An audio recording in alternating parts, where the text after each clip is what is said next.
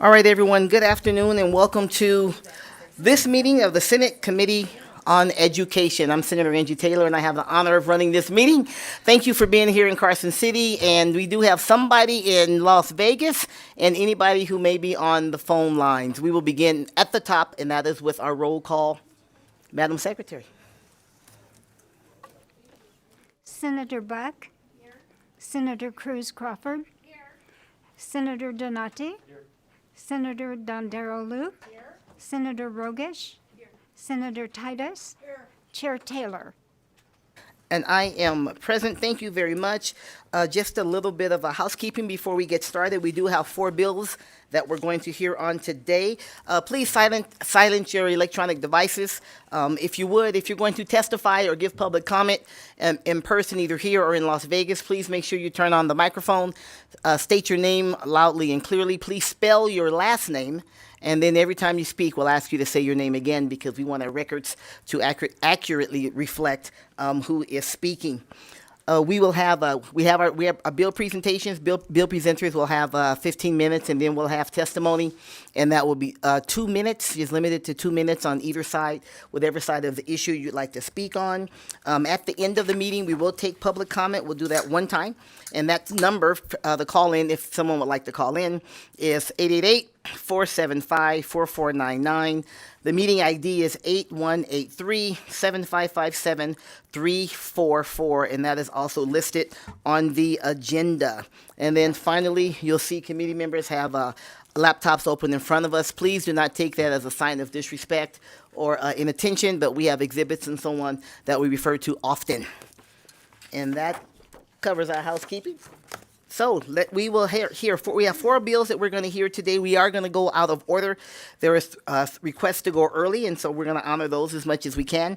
So we're going to start with Assembly Bill 289, revises provisions related to education, and then we'll go to Assembly Bill 48, revises provisions relating to bullying, and then Assembly Bill 184, revises provisions relating to interscholastic activities, and we will end with AB 465, revises provisions relating to education. So we'll go in that order, if you would, Assemblymember. Assemblymember Nguyen and co-presenter. This is Assembly Bill 289. We are officially opening that hearing, and please, Assemblymember, begin when you're ready. Thank you, Madam Chair. It's so great to be here on the Senate side, and I am very, very happy to be here with a very, very unpopular bill, only 30 sponsors. So if the other 33 still wanting to come on, we can still do that today. Thank you for letting me present this bill, AB 289. My name is Yui Nguyen, and I have the honor to represent Assembly District 8 in Southwest Las Vegas. So good afternoon, Chair Taylor, Vice Chair Dondero Loop, and members of the Senate Committee on Education. I appreciate the opportunity to speak about Assembly Bill 289, which is a piece of legislation focused on something I believe is foundational to success, financial literacy. As you might recall, during the last legislative session, we passed AB 274, which introduced financial literacy requirement into Nevada high school curriculum. This was a major step forward, but it should not be the last.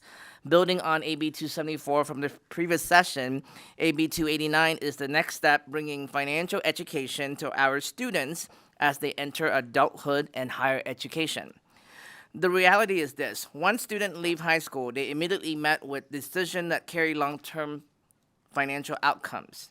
Student loans to pay for college, credit cards, rent agreements when leaving the parents' house, employment offers, you name it. Yet too often they're making these decisions without the tools they need to navigate them wisely. That's where AB 289 comes in to close that gap. We owe it to our students to make sure they aren't just academically prepared, but prepare for life. And data backs this up, where Nevada continued to struggle with financial literacy. According to reports, we're among the lowest ranked state in terms of financial literacy, and our residents report high level of financial stress.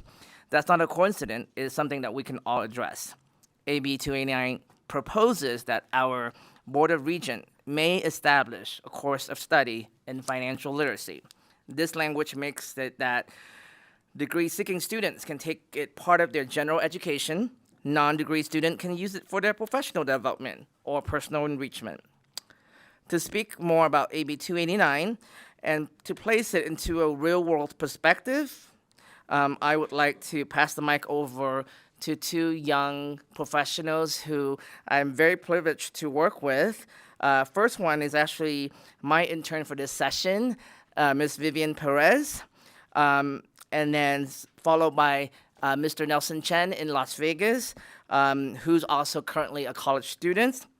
But especially I want to give a quick shout out to my intern because today's actually her birthday, and she's actually had the day off, but she really, really wanted to be here to celebrate her birthday with you all by presenting this bill. So with that, Madam Chair, with your permission, I will pass it on to Ms. Perez. Welcome, Ms. Perez, and happy birthday. Thank you. Good afternoon, Madam Chair and members of the committee. I'm Vivian Perez, Vivienperez. I'm a student at UNR majoring in political science and Assemblymember Wynn's intern for this legislative session. As a very fortunate college student, my parents have taken care of every aspect related to finances in my life. I am lucky to have never paid tuition, rent, taxes, etc. Even though I consider myself an educated college student, I am extremely uneducated on fundamental financial literacy skills. With that said, when I graduate, I will most likely continue to need financial guidance from my parents. Although I am fortunate enough to have my finances managed, I have lived with and witnessed multiple students that fully support themselves financially.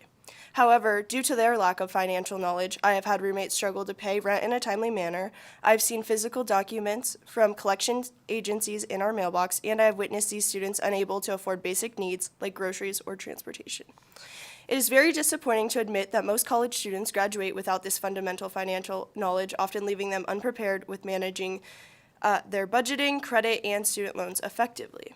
According to data from just last month from the Financial Industry Regulatory Authority, the nation's report card, Nevada scored 44% on average financial literacy, ranking 33rd in the country. But with AB 289, it addresses this issue by authorizing the Board of Regents to establish a financial literacy course in order to equip myself and other students with these essential skills for our future. In retrospect, I wish that a financial literacy course was available for me because when I graduate next year, I will have to heavily rely and seek financial guidance from my parents and do so on my own. Financial literacy is such a significant issue that goes unseen, and one course could provide students with skills that will apply to their entire lives. With that, I will pass it over to Nelson Chen, who is helping present from Las Vegas. Thank you. Hello? Okay. Yes, go right Good ahead. afternoon, Go right Madam ahead, Chair. Mr. Chen. All right, thank you. Good morning, Madam Chair, Vice Chair Loop, and members of the Senate. Thank you, Assemblymember Wynn, for the opportunity to co-present on AB 289. My name is Nelson Chen, spelled Nelsonchen. I am a first-year student at UNLV, majoring in accounting and a youth organizer at 1API, Nevada. As an 18-year-old entering the workforce and learning to manage my own finances, I quickly realized just how little I knew about money. The only financial education I received came from my high school history teacher, who briefly covered topics such as interest rates, loans, and mortgages over a few class periods.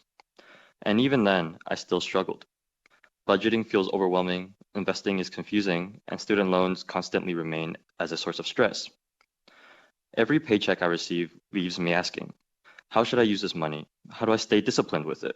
And how can I make it work for me in the long run? But I'm not alone in this. Many of my peers in higher education are also trying to figure things out as they go. For most of us, financial literacy has always been trial and error. If something works, we stick with it. If it doesn't, we move on. But that's a costly and inefficient way to learn. Following the words of Assemblymember Wynn, AB 274 was a major step in the right direction by bringing financial literacy to high school students. But AB 289 is the next necessary step. College students are already managing paychecks, rent, tuition, and debt. We need this knowledge now while these financial decisions are happening in real time. A course in financial literacy would not only help us understand how to budget and save, but also why it matters, and how to build long-term habits that last beyond graduation. And when this education is accessible to all students, and not just through workshops or special programs, it levels the playing field. It empowers young adults to avoid unnecessary debt, make informed decisions, and even support their families with better financial understanding. Financial illiteracy doesn't just affect young people. It follows us into adulthood. AB 289 can make a meaningful difference in how students approach us. Oh, no, I'm sorry. AB 289 can make a meaningful difference in how students approach money for the rest of their lives. Thank you so much for your time, and please consider supporting AB 289, not just for current students in Nevada, but for the long-term financial well-being for all future generations. Thank you. Thank you, Madam Chair. Ewing Wing for the record. Just to close with a few words, I come from humble beginnings. I know what it's like to grow up without a safety net, and I've seen how a lack of financial knowledge can hold families back. That's why AB 289 matters to me, not just as a legislator, but as someone who lived the struggle it aims to ease, and as a father who wants to set his kids up for success. AB 289 is a practical, forward-looking investment in our students and in Nevada's future workforce and economy. It has strong bipartisan support from our current system of higher education institution, and I hope to see more senators sign on. As I said, we still can look for more. So thank you, Madam Chair and Vice Chair, for your time, and members of the committee. We are now ready for your questions. Thank you so much, Senator, and Ms. Perez and Mr. Chen for the presentation. We'll open it up to committee members for any questions you may have. We'll start with Senator Titus. Thank you, Madam Chair. I appreciate the opportunity to ask a question, and thank you for being here. A couple questions I need just to be educated on for my own information and clarity. Is there anything that restricts NSHE now, or the Board of Regents, from having a course? Do we dictate to them what courses they offer? Ewing Wing for the record, through you, Chair, through Senator Titus. Please go direct. Thank you, Chair. You are correct there, Senator. I think the ability for us to direct the Board of Regents would not be allowed. We are not able to do that per Constitution, so we are not able to suggest them directly or tell them directly on from the legislature. What we can do is we can suggest. So the language in the bill is very simple in terms of, I know sometimes one sentence bill takes 30 minutes presentation, but the language of the bill says the Board of Regents may establish. So we are just suggest that they consider this in part of their curriculum development. Currently, UNLV already have a course like this, but they're probably one of the only institution in the system that has a course that is part of the Gen Ed that they can, the students can take to learn about financial literacy. I just would like to see it throughout the entire system. Yes, follow up, please, if I might. I guess I needed the clarity that currently the universities can offer this now on their own volition, correct? Ewing Wing for the record, yes, Senator, they can offer it. Are you looking at them establishing this and actually getting credit for it? That a program or a course, would they get, say, 3 credits, or is that the intent, is to actually be able to give them credit for it? Ewing Wing for the record, thank you, Senator Titus, for the question. And I think that would be my hope, that they would do that. I know that there are complexity with, different requirement, and they have to get it approved with the accreditation process, and so many complexity within the higher education environment. That would be nice if they could do that. I think right now the intention of the bill is just giving them the sense of urgency. Like, hey, this is something that we're already doing in the high school level. Let's take a step further and continue that path of education and do it in the higher education. But in terms of the nuts and bolts of how it's being executed, I will leave it up to the Board of Regents. Final quick question, sorry, Madam Chair. These credits, these programs, do other universities, other states have these programs, and say, would this be transferable and applied to your undergraduate degree for a speech pathologist, or however you might be a year course of study? Would they then be accredited, or these would be considered elective? I mean, I didn't know what your broader thought of when you offered this. Thank you for the question, Senator Titus. This is Yui Wing for the record. Yes, I think that is the hope to put it in the curriculum in terms of general education. So, for example, if you put it in one of the sociology curriculum where you can pick sociology, psychology, you can pick up financial literacy as part of that options of general eds. But, in terms of other state doing it right now, no one is doing it currently. So wouldn't it be great if Nevada is the first in the country to kind of set a path for our students to have a better grasp of financial literacy? If that could work out that way, I think that'd be great. We can look at it in a general education, like the first 2 years of them getting their matriculation program, they can go through that, or they can take their classes in their major program and then take it as an elective. We want to make sure that the option is available in terms of it being transferable or being, accredited in terms of what the college degree requires. I would leave that up to the Board of Regents. That's all. And thank you for all those questions, because mostly I was wondering, is there some standard of practice of what's taught in these programs? I know at the high school level they're being taught, but at the university level, I didn't know if you anticipated what that standard of practice, what's being taught, all those items that comes into when you set up a college class. Yung Wing, for the record, thank you, Senator Titus, for the question, and I'll be glad to get your information offline to you and to the rest of the committee on the current curriculum that UNLV is teaching right now. I think their course is called Financial 111, and they have a very strong curriculum inside that class for the entire semester and teaches anything from, handling taxes to financial planning to, budgeting. So I'll be glad to provide you and through the chair for the rest of the committee. You're welcome, Senator. I may be able to add just a little bit to that with my university background.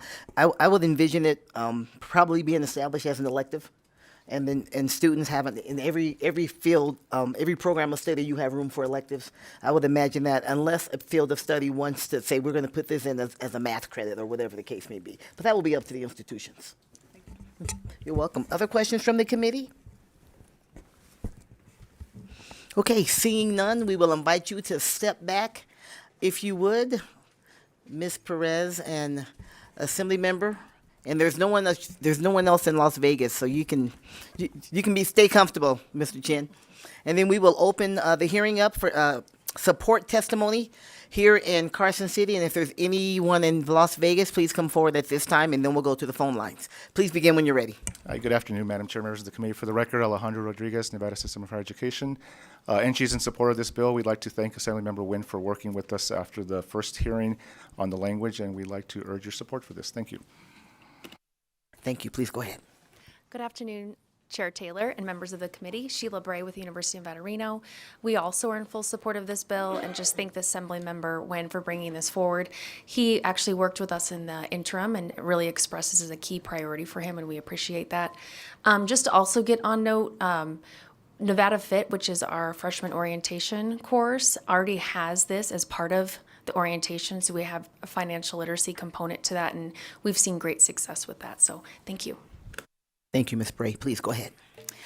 Good afternoon, Madam Chair. Maria Teresa Hank, H-A-N-K, testifying for myself in full support of this bill as a mother of 4 children, 3 of which, all of them graduated from high school in Las Vegas, 1 from UNLV. I'm a former UNLV graduate myself, in full support of this bill. So thank you for your time. Thank you so much, Ms. Hank. Please go ahead. Good afternoon, Chair Taylor and the Senate Education Committee. My name is Nadine Kenifer, and for the record, that is spelled N-A-D-I-N-E-K-I-E-N-H-O-E-F-E-R, and I'm with Ferrari Reader Public Affairs, representing Nevada's credit unions. Nevada's credit unions serve members nationwide and have been a longtime supporter of financial literacy in the school system, and we would like to thank the sponsors for AB 289 to authorize financial literacy in the state's university systems. Thank you. Thank you, Ms. Kenifer. Please go ahead. Good afternoon, Chair and members of the committee. For the record, my name is Annette Magnus, and I'm here today representing my client, the Asian Community Development Council, and we're here today in support of AB 289. As a group who supports and advocates for the AANHPI community across Nevada, we know the struggle when people do not have financial literacy. Many of the people we serve come to this country to seek a better life. But when they arrive, they are not taught how our financial systems work in this country. Bills like this one, and the one that Assemblymember Nguyen brought last session, give our communities the ability to get that education and make responsible financial decisions from an early age. This kind of education at the college level is critical. Our organization urges your support of this important bill. Thank you. Thank you, Ms. Magnus. Please go ahead. Good afternoon, Madam Chair and members of the committee. For the record, Trevor Parrish with the Vegas Chamber. The Chamber's in support of AB 289 because the more that we can help our students be prepared for these challenges, the higher quality of life that they will have. The Chamber thanks the bill sponsor for bringing this forward, and we thank the committee for your time and consideration. Thank you. Thank you, Mr. Paris. Please go ahead. And if there's anyone else in Carson City, please come forward at this time. Jessica Barlow Daniels, Carson Montessori Charter Schools Student Legislative Team. I really want to thank Assemblyman Nguyen. We worked with him diligently on the last financial literacy bill, AB 274. It was the 5th time it had been presented, and we are so grateful to him. The need is absolutely there. Our students are leaving our schools, and they are not prepared for the real world life. We absolutely support AB 289 completely. Thank you. Thank you, Ms. Barlow Daniels. Seeing no one else here in Carson City and no one in Las Vegas, we will go to the phone lines. AVH, do we have any callers in support of this bill, Assembly Bill 289? Thank you, Chair. To testify in support of Assembly Bill 289, please press star 9 now to take your place in the queue.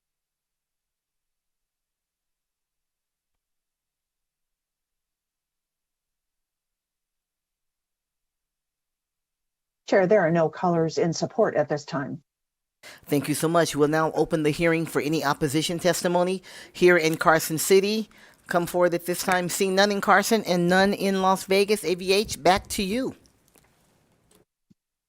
Thank you, Chair. To testify in opposition to Assembly Bill 289, please press star 9 now to take your place in the queue.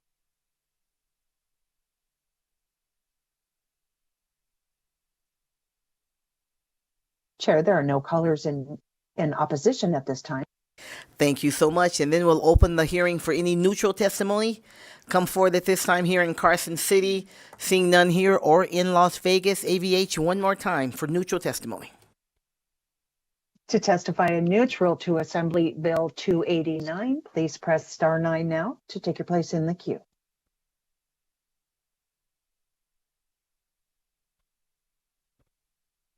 Chair, there are no callers in neutral at this time. Thank you so much, AVH. Assemblymember Nguyen, no closing comments?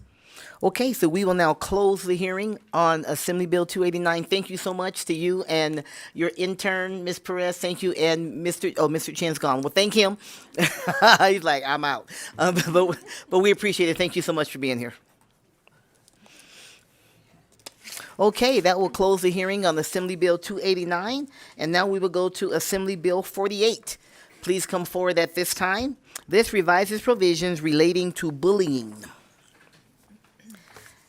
This is brought from the Assembly Committee on Education on behalf of the Clark County School District, and we see the representatives here. Gentlemen, please begin when you're ready. Thank you, Madam Chair. And members of the committee, my name is Nathaniel Waugh, Director of Government Relations for the Clark County School District, here to present Assembly Bill 48, and I am joined by Jeff Horn from the Administrators Union down in Clark County, who helped us with a portion of the bill. To discuss the context surrounding this bill, I think it's important to understand what is bullying as defined in statute. Under NRS 388-122, bullying is defined as any act that is written, verbal, physical, or electronic that is intended to harm or distress a student. Additionally, NRS 388-123 defines cyberbullying as bullying committed through electronic communication. The statute specifically protects victims from bullying based on actual or perceived race, color, national origin, ancestry, religion, gender identity, or expression, sexual orientation, physical or mental disability of a person, sex, or any other distinguishing characteristic or background of a person, or association of a person with another person having one or more of those actual or perceived characteristics. Going by the numbers in Clark County, our data underscores the urgency of addressing bullying in schools. In the 2024-2025 school year, so far, as of January, there have been 5,769 reported incidents of bullying, compared to 10,636 incidents in 23-24 and 11,518 in 22-23. Cyberbullying is 607 cases reported in 24-25 compared to 1,194 in 23-24 and 1,296 in 22-23. Administrative reassignments, which is the core of what this bill seeks to address, due to bullying-related issues, totaled 34 in the 23-24 school year, and as of January of this year, there have been 27 reassignments for the 24-25 school year. So what does AB 48 do? Assembly Bill 48 aims to refine and improve the screening and school reassignment process in response to bullying incidents. Specifically, it requires administrators to promptly screen and assess reports of bullying, cyberbullying, or race-based discrimination to determine if they warrant investigation as bullying or a code of conduct violation in alignment with the Nevada Department of Education procedures. Second, it allows perpetrators of bullying or cyberbullying to request a change of school assignment as part of the disciplinary process instead of placing this burden solely on the victim. It also preserves the right of victims to request a change of school assignment when a bullying incident is substantiated, provided that the victim and the perpetrator are not reassigned to the same school. Additional consideration, it's important to note that the provision ensuring that the victim and perpetrator are not assigned to the same school only applies if both the victim and the perpetrator request a school change. At this time, I'll turn it over to Jeff Horn, Executive Director of the Clark County Association of School Administrators and Professional Technical Employees, who can provide additional insight on a portion of the bill. Thank you and good afternoon, Chair Taylor and members of the Senate Education Committee. My name is Jeff Horn, and I proudly serve as Executive Director of the Clark County Association of School Administrators and Professional Technical Employees. Our association represents over 1,700 central office and site-based administrators in the Clark County School District, of which 98% are active members. AB 48 proposes a practical and much-needed process that empowers site-based administrators to make an initial determination as to whether a reported bullying incident is clearly unsubstantiated or requires further investigation. This initial assessment and follow-up protocol would be developed and approved by the Nevada Department of Education, ensuring consistency and integrity in the implementation. Mr. Wah went over some stats, so I'm not going to repeat those other than the large number of last year. There was approximately 15,000 cases of bullying instances, and of those 15,000, 40%, or approximately 6,000, were determined to be unsubstantiated.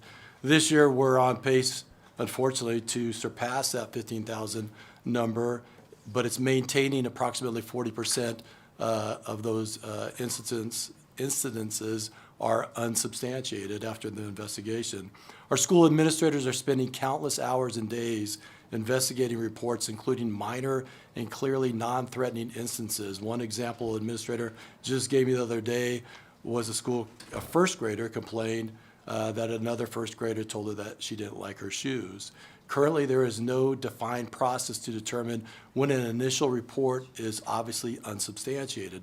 This lack of clarity drains valuable time and resources and should be directed towards instructional coaching, school climate, and student well-being. AB 48 will establish a clear and fair method to address such reports at the onset, ensuring that unsubstantiated claims follow a separate and appropriate process. This will allow administrators to more effectively protect the integrity of bullying investigations while dedicating more time to fostering a safe and respectful and academically focused school environment. Thank you for your time and consideration on AB 48. Thank you, Mr. Horn. Nathaniel Wall for the record. In summary, AB 48 seeks to promote fairness and improve the support provided to students affected by bullying.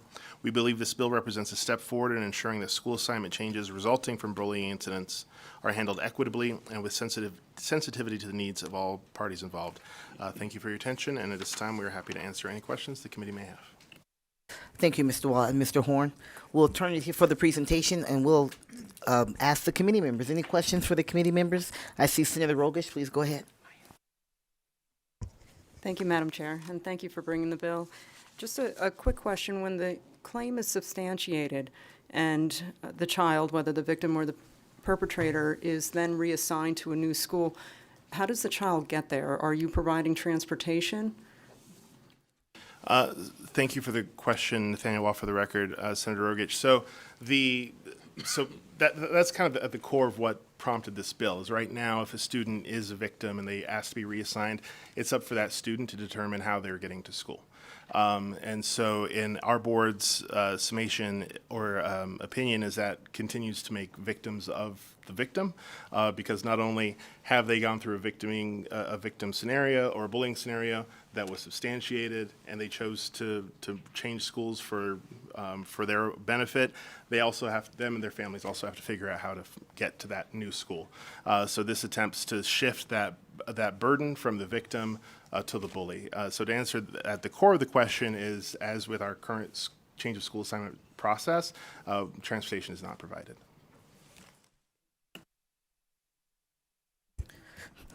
No, he said it's not provided. She didn't hear that clearly. Yes, it is not provided. It's not. It is not. Thank you, Mr. Watt. Just so really, if I can just jump into the middle of this, and I see the if the victim's family would like the victim to be reassigned, then that certainly that occurs. Which what in the currently it's if the currently that's not the case for the person doing the bullying. Am I correct? And then this opens it up so that the person doing the bullying can be reassigned. Nathaniel, off the record, yes, Madam Chair, that's correct. So currently under statute, if there is a bullying situation and it's been substantiated, the bully can be disciplined as whatever the process is, but there's no mechanism by which that bully can be reassigned to a different school. Currently the option is, the only option for a student changing schools in that scenario is for the victim to make that decision.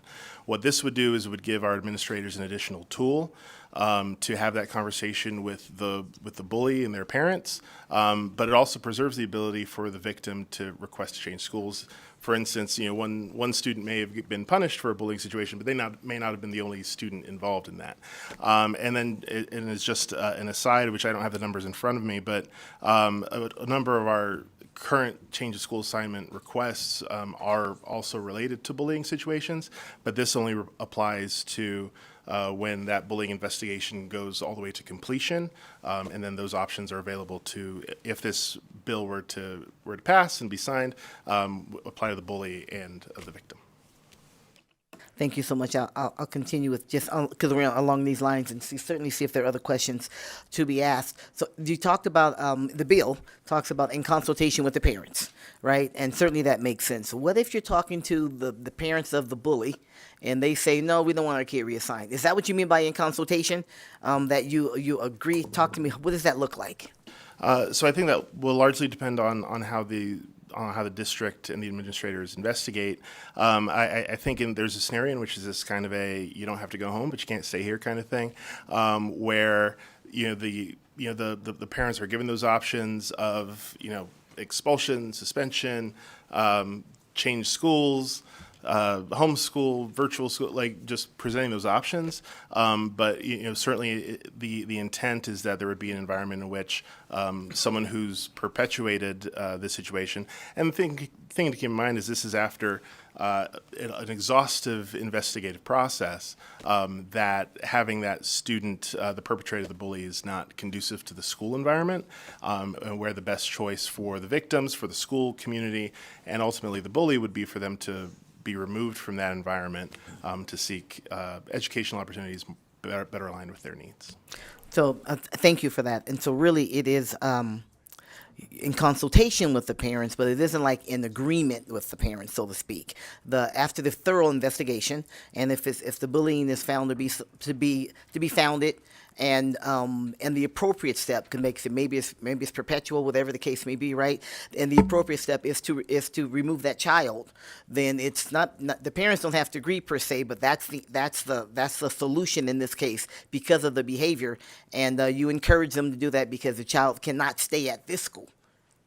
Nathaniel, for the record, that's correct. Our intent isn't for a parent to come in and say, "Surprise, we're moving your kid" because they're a bully.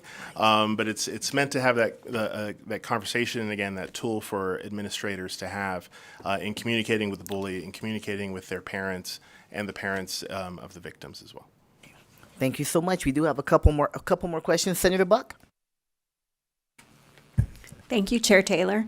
What if the bully is a foster child or a homeless child? McKinney-Vento child? So again, I think that falls into the consultations that would happen with that child's caretaker and what is most appropriate for them. Certainly, we would not, because I think there are certain rights that would supersede whatever is contained here. I think that would be an ongoing conversation with the administrator, the school community, and the caretaker of those students. Yeah, it's because I'm aware of an incident where a foster child was sexually harassing a lot of girls, and unfortunately, the girls had to leave the school. And so I think that oftentimes with legislation, we enable that behavior, and it doesn't teach the child, and so they grow up in a system that's enabled them because of whatever thing that they have that carries with them, and it's enabled them year after year after year, and then they get to an age where then all of a sudden the police have to get involved. So thank you so much for this bill. And if I can just add on to that, Nathaniel, for the record, Senator Buck, is to your point, is I think it also I think it presents to the child and the parent the gravity of the situation, because right now, for example, in the situation that you cite, a student may be who was a bully may be punished at the school level, and that's the end of that. It's like, okay, you've done in-house, you've done suspension, whatever the case may be, and that situation ends for that student. Whereas for the victim, there may be ongoing issues. So this seeks to kind of bring a little bit more of that. Yeah, it was a sad day when all the girls had to move schools to be safe. So I appreciate this bill. Thank you. Thank you so much, Senator. Senator Cruz Crawford. Thank you, Chair. Senator Cruz Crawford. For the record, keep doing that lately. Keep going back to my Board of Regents days. I just want to thank you for this bill. I hear all the time, as a principal and from other principal friends, of the time taken up through the bullying protocol and not being able to distinguish if the policy is going to if they're following policy correctly. So I think this very clear set of guidelines are going to be very, very helpful for us. I do want to ask about in the development and the policy through the Nevada Department of Ed, are you going to involve principals and part of that decision making and our stakeholders and our parent advocates? Jeff Horn for the record. Thank you for the question, Senator Cruz Crawford. Yes, currently right now we actually have principals from both Washoe and Clark and assistant principals working with NDE to work on this project, whether it gets passed or not, just to collaborate right now. So we currently have a working group right now that is doing that, and that's comprised of administrators right now from both Washoe and Clark. Okay, thank you. And I think this is going to be really great for me to utilize as a principal to be proactive with my families, because usually there's warning signs prior to us getting here. So being able to have this conversation with families and saying like, hey, if we get to this spot, they have the option legally to move schools might make them take the issues more seriously and seek out therapy or counseling for their students. So I really appreciate this bill, probably on behalf of all school administrators. Thank you. Thank you, Senator. Other questions from the committee? Okay, seeing none, gentlemen, we'll ask you to step back if you would, and then we will open the hearing up for testimony in support. Testimony in support of Assembly Bill 48. Here in Carson City, please come forward at this time. I don't think there's anyone in Vegas, but if there is, please come forward as well, and then we'll get to the phone lines.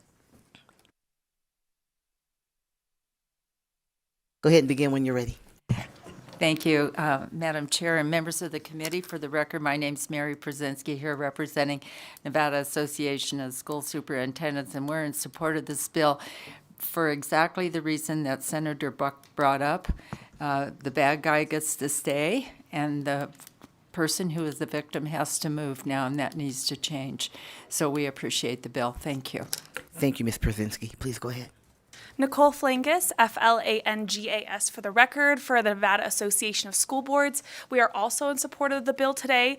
We appreciate that there's a tangible definition of unsubstantiated versus substantiated, and we appreciate the intent to make sure we allow those that are subject to bullying to stay in the place they feel most comfortable with, whether that's moving or staying. Thank you.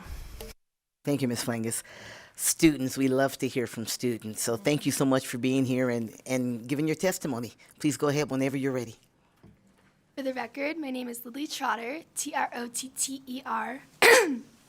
and I am a member of Carson Montessori's Charter School Student Legislative Team. As the voice of the students, I am speaking today in favor of AB 48, and especially in requiring of a thorough investigation. Yes, it takes a lot of time, but it is very necessary because, for example, at the school where I am, a kindergartner might report they were being bullied simply because someone said, "I don't want to play with you." And I am aware that there are some legal definitions floating around, but there must be legal definitions in discrimination, bullying, cyberbullying, for administrators to refer to. I am glad that AB 48 has a provision that the bully and the victim, if assigned to different schools, are not assigned to the same school. However, I want to make sure that the victim has a choice in the matter of reassigning, and if the victim chooses to stay at the school, they will not be forced to move. Thank you. Thank you so much, Ms. Strother. Please go ahead when you're ready. For the record, my name is Clover McLean, spelled McClain. I am a member of Carson Montessori Charter School's Student Legislative Team. I am in favor of AB 48, and I absolutely agree that the parents must be involved in the decision, but the parents must also take responsibility. In all honesty, habits and behaviors are learned at home. Parents need to take their kids and teach them right from wrong.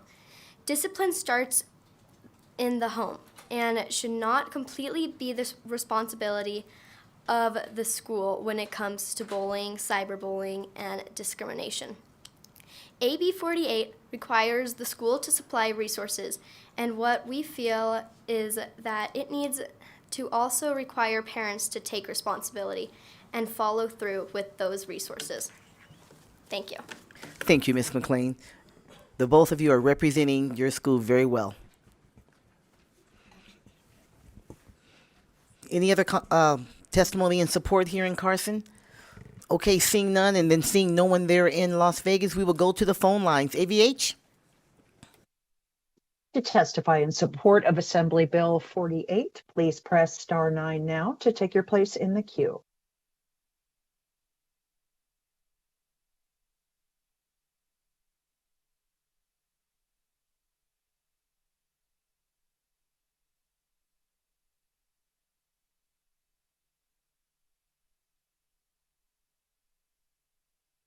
Caller with the last three digits 179, please press *6 to unmute.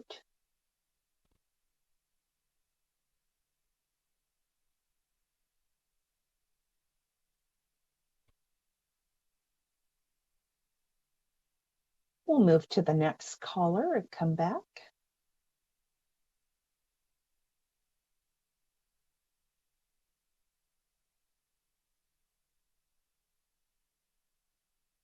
I'm not talking about this. Meredith Caller. Wallace, for the record. I'm sorry, would you mind repeating? Wallace, I'm sorry. spelled W. Will you? I'm sorry. Let's start all over. If you will start with your name, that would be great. Thank you so much.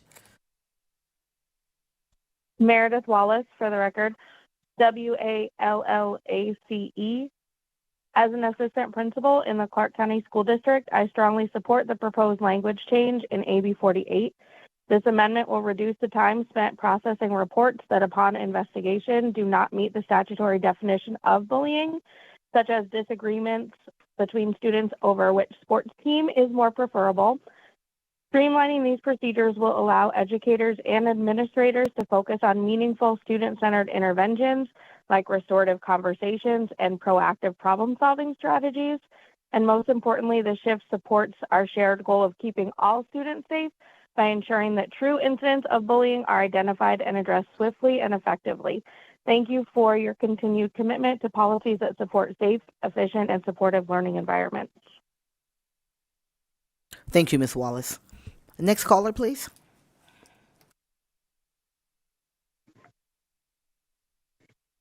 Hello, Mikkel Cox for the record, COX, Assistant Principal at an elementary school in Clark County School District. I'm in favor of the change to the language within AB 48 as it establishes a clear and structured framework for addressing reports of discrimination, bullying, and cyberbullying. By aligning the screening process with the Nevada Department of Education's approved procedures, this process promotes fairness, accountability, and appropriate resolution for all parties involved, creating a safer environment for students. Most importantly, this bill supports my efforts to keep students safe while allowing me to focus more of my time on impactful teaching and learning. It provides clarity and consistency when responding to reports and helps distinguish between true bullying behaviors and developmental misunderstandings. For example, younger students often use language they hear from adults without understanding its meaning, or they make a mistake that appears decision not to play or sit with them is bullying. AB 48 ensures that these situations are approached with care and accuracy. This change allows for educators to devote meaningful time during the school day to support students' social emotional growth and implement restorative practices, key components in fostering a positive, inclusive, and academically focused school climate. Thank you. Thank you, Ms. Cox. Do we have any other callers, AVH? We are retrying the caller with the last three digits, 179. Caller, please proceed.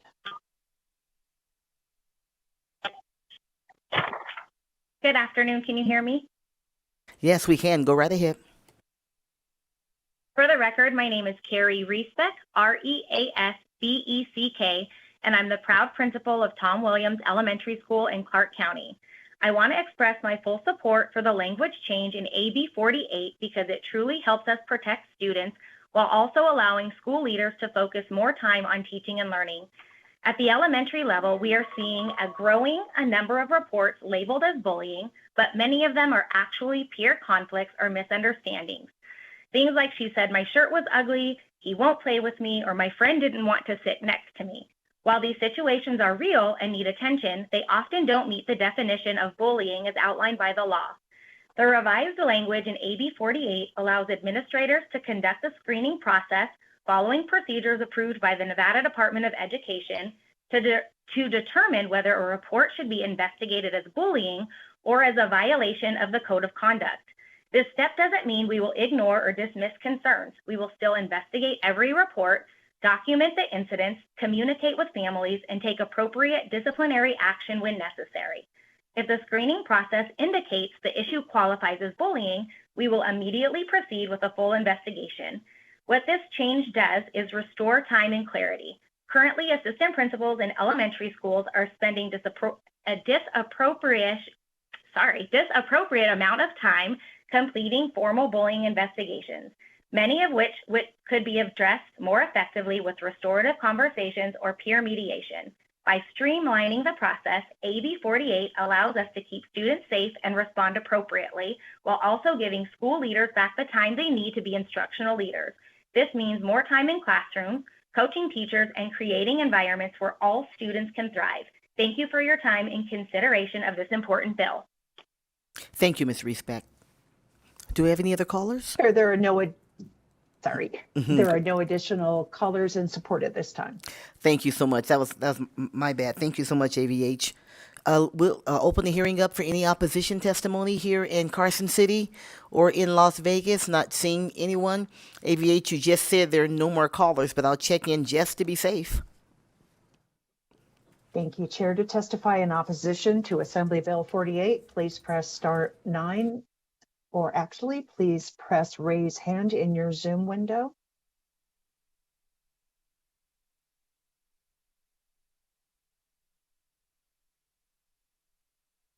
Chair, there are no callers in opposition at this time. Thank you so much. And now we'll go to a neutral testimony. Any neutral testimony here in Carson City or in Las Vegas? Okay, seeing none. AVH, whenever you're ready. To testify in neutral to Assembly Bill 48, please press raise hand in your Zoom window to take your place in the queue.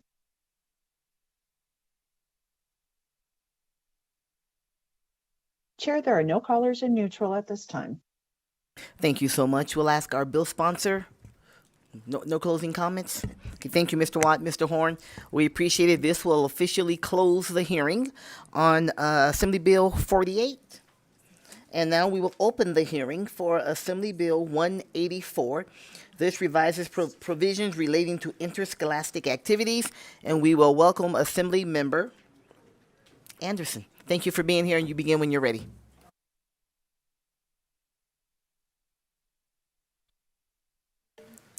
Good afternoon, Chair Taylor, Vice Chair John Darrow Loop, and members of the Senate Education Committee. My name is Natha Anderson, and it is my honor to represent Assembly District 30. I would have been joined today also by Senator Flores of Senate District, I'm sorry, I can't remember, because he was part of his bill from last session, actually is kind of the catalyst of what is bringing forward, now I can't remember the number, AB 184. I was basically inspired by his bill from last session, and although there were some things that happened last session that it did not make it through, I started to research the NIAA and its impact that it had on our students. As a high school teacher, I recognize how important so many different things could be for our kids. Making those connections is incredibly important for a child's confidence, not just in their intellectual confidence, but also in their confidence in other areas of life. Before I actually get started with my presentation, I do want to make a really quick comment about today's date. And although April 30th doesn't seem like a big deal for those of us that really like sports, today's the last day that Lou Gehrig played a baseball game. And there are so many great things about Mr. Gehrig, not just because of the movie that was made about him or the great books that have been written about him, but one of the most important quotes when it comes to sports and also life is something that he said, "I love to win, but I love to lose almost as much. I love the thrill of victory, and I also love the challenge of defeat." And it's that ability to see sports not just as a way to connect to school, but more importantly, as a way to connect to life. That sometimes you've got to fall if you're actually going to succeed. Sometimes you've got to maybe strike out to recognize that you've made a mistake. And although we do this in school often, whether it is because I might have chosen the wrong library book that one time, or maybe I took a human anatomy class, which I really should not have. More importantly, it's sometimes those other experiences where you recognize that this was a mistake and now I need to learn from it. And so that's one reason why I've always loved sports, whether it was in high school sports, last night's basketball game, which we don't need to mention, or other sort of sports that are very exciting to watch. As many of you know, high school sports are governed by the Nevada Interscholastic Athletics Association, or the NIAA, which is a nonprofit organization of secondary schools in Nevada, is recognized by the Nevada State Legislature. With its history, the NIAA was formed in 1922 to develop and enforce high school athletic welfare, safety standards, eligibility policies, and ethical conduct, which would complement the academic work of students. The NIAA ensures that Nevada student athletes engage in pure competition under uniform regulations. It is these regulations that bring forward this bill today. The regulations are exhaustive. They are cumbersome. They do not always provide the uniformity stated on their website. Just as an example, I actually have the incredibly large number of regulations that are present in this document.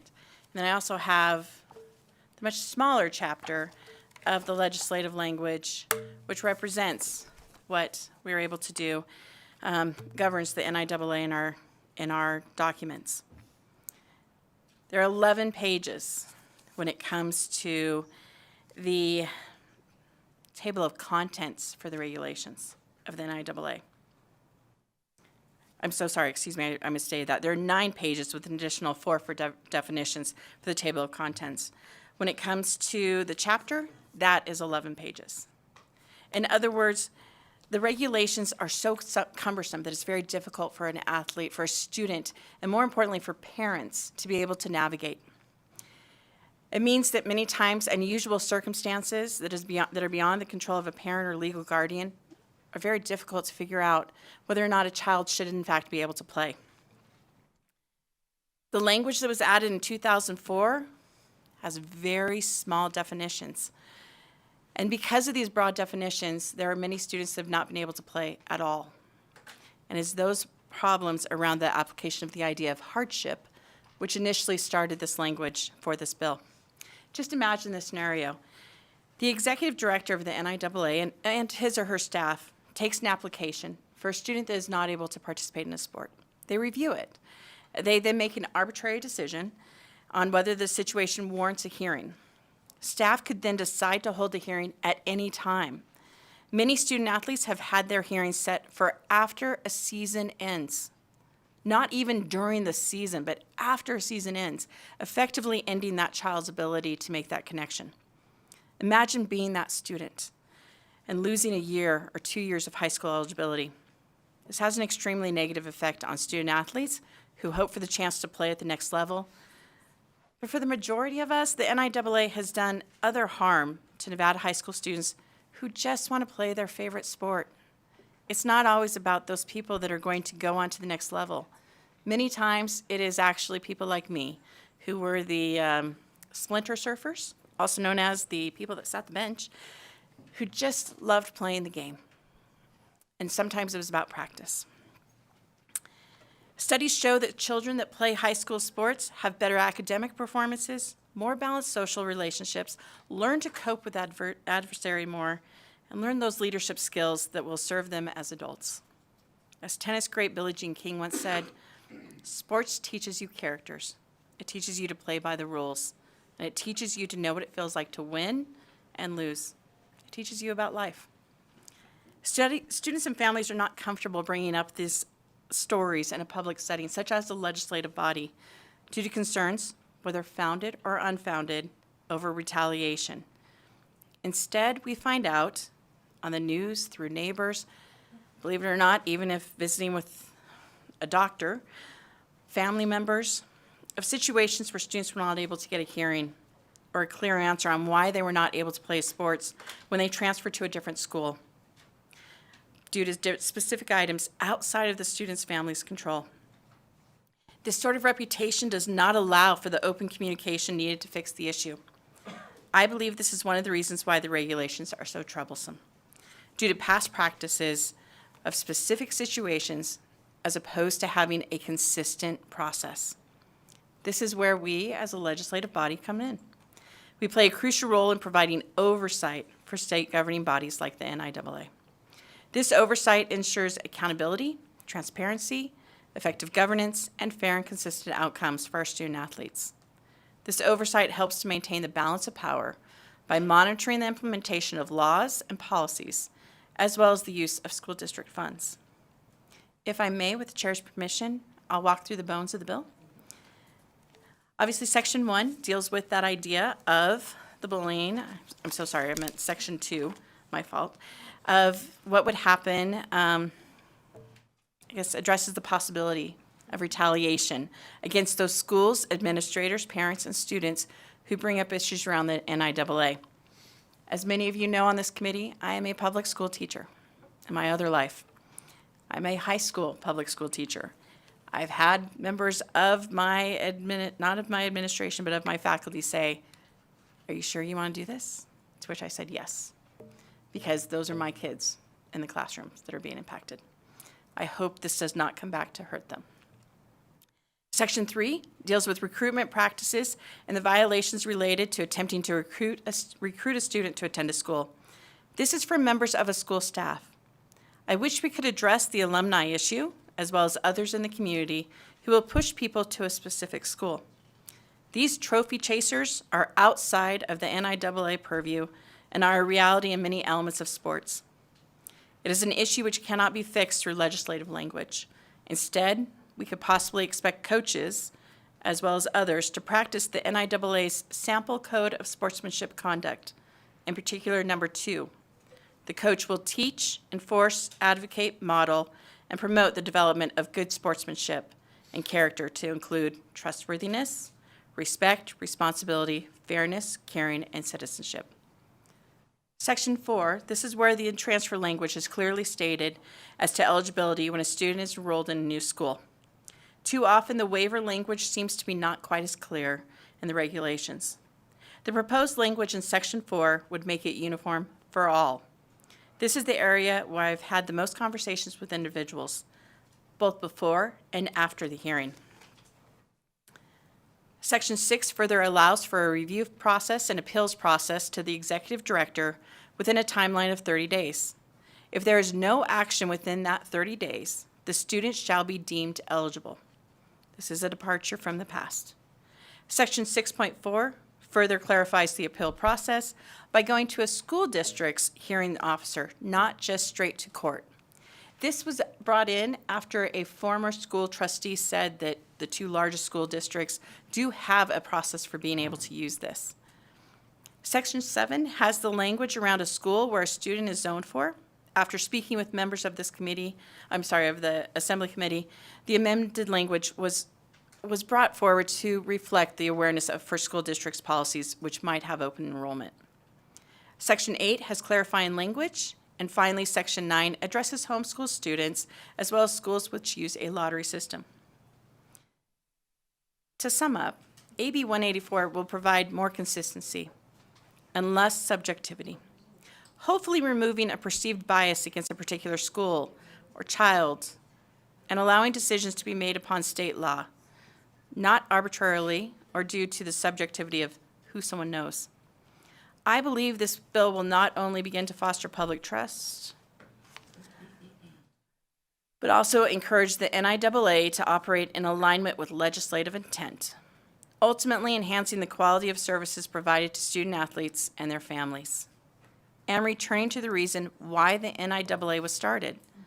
School administrators established the league in order to develop and enforce high school athletic welfare and safety standards, and ethical conduct and behavior policies that would complement the academic work of students. This comes straight from the NIAA website. Another example of why this bill was needed. During the hearing a few weeks ago, the NIAA representatives stated that they were better suited to deal with a mental health hardship. As you can see in Section 2, subsection 1, this hardship would require letters from both a school counselor and a licensed physician or psychologist in the proposed language, as opposed to an individual in an office. As a teacher, I've seen many difficult situations involving a student's mental health, and I can assure you that our licensed physicians and school counselors are on the front lines and are much better equipped to figure this out. A student's emotional distress with evidence from a behavioral health professional matters. And that's exactly what should be considered if those items are brought forward, as opposed to an individual simply doing a quick interview. In closing, again, thank you, Chair Taylor, for allowing me the opportunity to present this bill. Although I could pepper you with a whole bunch of other sports quotes, I think probably the most important comes from Mr. Singletary of the Chicago Bears. Do you know what my favorite part of the game is? The opportunity to play. Thank you so much, and at this time, I'm ready for any questions. Thank you, Assemblymember Anderson, for the presentation. And I will turn it to the committee for any questions. Okay, I will begin. I have a couple.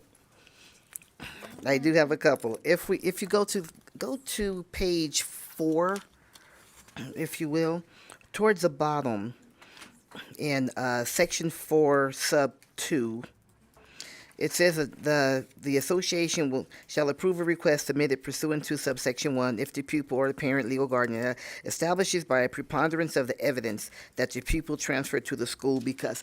What does that look like? Thank you so much for the question, Assemblymember Anderson, for the record. So let's say that you have a family that has moved, right? And they are, and again, I've not been on the NIAA, so I'm not sure exactly how this would work, but from what I understand would work, is that there's a family that has moved mid-season, or mid-semester, and it is in January. and it is the child, though, is continuing to go to school, let's say, and wishes to try out for baseball. That would then, there would be an application. From what I understand, the executive director would be able to actually have a ability to actually make that waiver. Or if you take a look at some of the different very specific items between A through K, excuse me. Yep, A through K. There could be some very specific items, such as a court making the decision that they had to move for that reason, or using the bill that you just heard, something that might have been a bullying situation, although it would not work because this is disciplinary action. Pupil was a member of a team that all these different items that could have happened. And so there has to be evidence as to why somebody is coming in. It's not just, well, we just decided to have this hearing. It's actually got to have some very clear paperwork that goes with it. Okay, thank you, Assembly Member. I may have missed this in the bill. Is this a one-time transfer? Is it? Please point it out to me in the bill if I missed it. Or can a student do it and then do it again and then do it again? Thank you so much for that question, Assembly Member Anderson, for the record. The concept is no, it should be a one-time only. It should not be like trying to go every 3 weeks. Which one am I going to make the team for? There are, however, unfortunately, there was a situation in the Washoe County School District, or Washoe County area, where there was a school that closed. And so then because of that closure, a student went to another school, wanted to play, but then almost that following year, there was a change of program, and so they would also have to change again. It's those sort of situations that it's tough just to say automatically, one time only. My intent, though, is for this only to be a one-time thing. Those sort of school closure things, they do happen, unfortunately. We've got to be realistic with that. The school closure was a private school that then the students had to go to a public school, that sort of item. So I do not believe we have it as a one-time only. My feeling, though, is it should be a one-time only. And I'm more than happy to open that up for an amendment if necessary to put that in. Would be more than happy to do so. Yeah, thank you, Assembly Member. We can talk offline about that. I do think it's important for that to be in the statute, and if there should be exceptions, then that can be dealt with as well. So we'll talk about that later. I appreciate your openness to that. Other questions? Okay. Vice Chair Dondero-Lu? Thank you very much, Madam Chair, and thank you for the bill. I have a follow-up to the Chair's question. So I'm a child and my parents are divorced, live in different sections of town. I'm not getting along with my mom because I'm a 15-year-old girl, and I decide to go live with my father, and then I get over there and realize that's not working either, and I come back to my mother, and how many times can I do that? Assemblymember Anderson, for the record, thank you for bringing up a real-life situation that unfortunately I have been in as a teacher, as I'm sure you have too, where we've had the same student come back and forth every other year.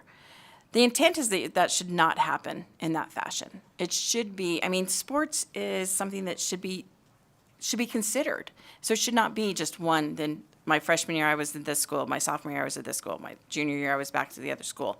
It should again be that one time frame. That stated, again, there are some situations where sometimes you do have to be aware of, I guess, the hardships. Again, that's why this is under those hardship areas, that if we were to put something so specific that you cannot go back and forth, I still would be more than happy, though, to have that one time only. It should be a one-time thing. You should not be basically going, well, I like that coach, but not that coach, which is also something that is unfortunately used too often by some individuals. Correct. Who are playing the system. Right, because as parents, we want what's best for our kids, but we all sometimes err on the side of the children as opposed to adults, which is an unfortunate part of sports, which is I can't fix because I can't legislate parenting. But, and I feel for the kids who choose to go to a school, a magnet school, for example, that does have a sport, and maybe they're a cheerleader, and so they can't even cheer, right? So I see the necessary pieces of this. But I also know that we'll have to have it very clear because it will be abused. If not, I think we've erred too much on one side. I think we need to find something in between because, frankly, private schools get a lot of criticism for kids coming to their schools that I think is sometimes unfairly done, because if your parent decides to send you to that school, that's a choice, right? And it's the same choice we make when we go to a magnet school or a school outside of the zone because my mother lives right there, or my mother works right there and she can drop me off, whatever it may be. So I think that there may be some clarification that needs to come in so that the NIAA doesn't find themselves in sort of a oxymoron trying to figure out what is happening here, because I can see where, not because I don't think the kids should have the opportunity, but I can see where it could be a slippery slope. Assemblymember Anderson, for the record, thank you, because as you were talking about that, I 100% agree, and I'm sorry I didn't think about that before, because this was the beginning.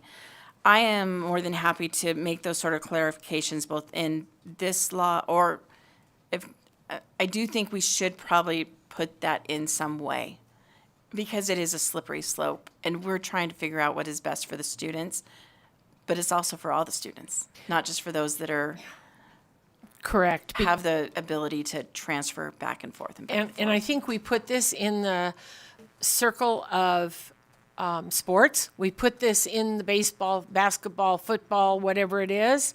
But the truth is it affects cheerleading. It could affect art programs. It could affect dance teams.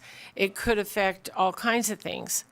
And that are considered sports now. So I think there needs to be some discussion around those things. More than happy to do so. Assemblymember Anderson, more than happy to do so. Thank you, Assemblymember and Vice Chair. Any other questions from the committee? Senator Rogich? Thank you, Madam Chair. Thank you for bringing the bill, and I know we've had discussions before, but I think another issue to be aware of that we've discussed is when you have a single parent and they're moving each year, and sometimes they can't find residents within the zone of a certain school, and if you just take that into consideration, that would be terrific. Thank you. Assemblymember Anderson, more than happy to. Thank you for bringing that forward. Thank you, Senator Rogich. Other questions? Okay, seeing none, Assemblymember will ask you to step back if you would, and we'll open the hearing on Assembly Bill 184 for any support testimony here in Carson City or in Las Vegas. Don't see anyone in Las Vegas. AVH, do we have a caller in support? Thank you, Chair. To testify in support of Assembly Bill 184, please press star 9 now to take your place in the queue.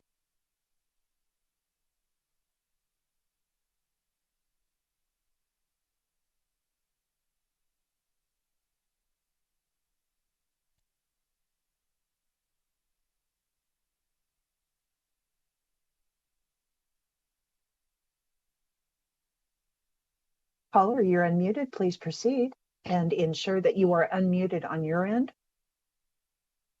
Thank you. Good afternoon, Chair Taylor, Vice Chair Dondera Loop, and all members of the Senate Education Committee. My name is Beth Smith, BETH SMITH, and I'm the president of the Washoe County School Board. Today, I'm advocating in support of AB 184 in my individual capacity as a trustee. Assemblymember Anderson's bill provides our student athletes with a fair, clear, and timely path to determine transfer eligibility, necessary clarifications on hardships and transfer rules, and a greatly improved appeals process. I've personally heard the stories of parents and students in tears because of the NIAA's practice of delaying and then denying transfer requests, and then those families having no reasonable recourse for appeal. One particular family stands out. The child played basketball and transferred schools due to a documented mental health issue stemming from the previous school that included risk of suicide. The child's psychologist attested to the mental health hardship the need to change schools, and the importance of playing basketball for the child as a part of their path to wellness. And yet, the NIAA said mental health did not meet the criteria of a legitimate hardship in their view. The request was denied, and the student was forced to miss out on playing basketball for the remainder of their high school experience due to both the length of time it took to have the request heard and then the ultimate denial. This was absolutely devastating to the child and to the child's parents, who had gone to great lengths to support their child during a mental health crisis.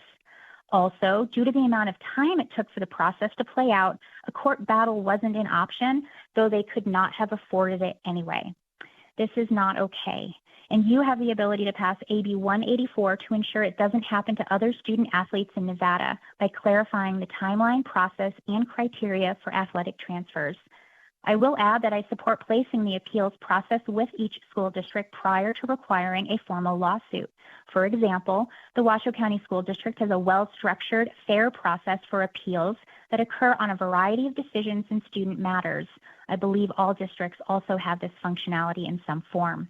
In closing, I would like to say that I appreciate the work of the NIAA, and I believe AB 184 will have a positive impact on it, providing them legislative direction they need to serve our children. Thank you for your time and consideration of my testimony. Thank you so much, President Smith. Do we have any other callers, AVH? There are no additional callers at this time, Chair. Thank you so much. Now we'll open the hearing for AB 184. On AB 184 for any testimony in opposition. Any opposition testimony here in Carson City or in Las Vegas? Okay, seeing none, we'll go to the phone lines. AVH? Thank you, Chair. To testify in opposition to AB 184, please press star 9 now to take your place in the queue.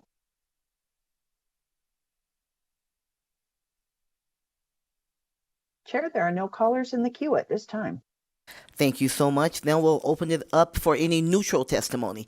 Any neutral testimony here in Carson City or in Las Vegas? Seeing none, AVH will go to the phone lines. Chair, the public line's open and working. We have no callers at this time. Okay, thank you very much. Assembly member, no closing comments? Okay. Thank you so much. We will now close the hearing on Assembly Bill 184 and open the hearing on Assembly Bill 465, revises provisions relating to education. That's, we know exactly what that is. Assembly member Miller, welcome back. You're a regular here right now, it seems as though. Please begin when you're ready. Thank you for being here.